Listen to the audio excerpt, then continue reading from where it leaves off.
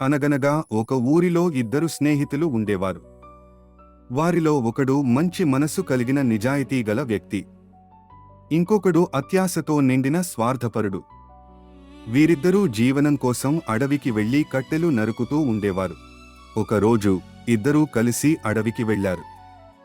మంచి మనసు ఉన్న వ్యక్తి ఒక పెద్ద చెట్టుపైకి ఎక్కి కట్టెలు కొడుతుండగా అతని చేతిలో ఉన్న గుడ్డలి జారి కింద ఉన్న చెరువులో పడిపోయింది.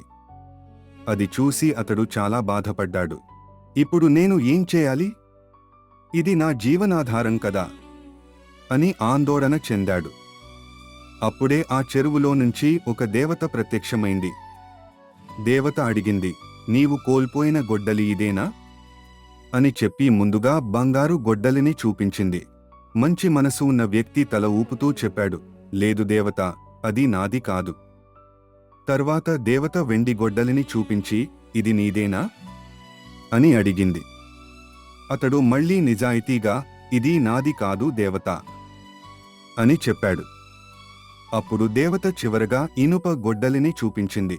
అతడు ఆనందంగా, అవును దేవత, అదే నా గొడ్డలి అన్నాడు. అతని నిజాయితీకి మెచ్చిన దేవత ఆ 3 గొడ్డలులను అతనికి ఇచ్చి, నిజాయితీకి ఇదే బహుమతి అని చెప్పి అంతర్ధానమైంది. ఈ విషయం అంతా దూరం నుంచి చూసిన అత్యాశగల స్నేహితుడు, నేను ఇదే విధంగా చేస్తే నాకు కూడా బంగారు గొడ్డలి దొరుకుతుంది అని అనుకున్నాడు. మరుసటి రోజు అతడు కావాలనే తన గొడ్డలిని చెరువులో వేసేశాడు. అతడు ఏడుస్తున్నట్టు నటించాడు. దేవత వచ్చి బంగారు గొడ్డలి చూపిస్తూ, ఇది నీదేనా అని అడిగింది. అతడు వెంటనే, అవును దేవత, అదే నాది అని అబద్ధం చెప్పాడు.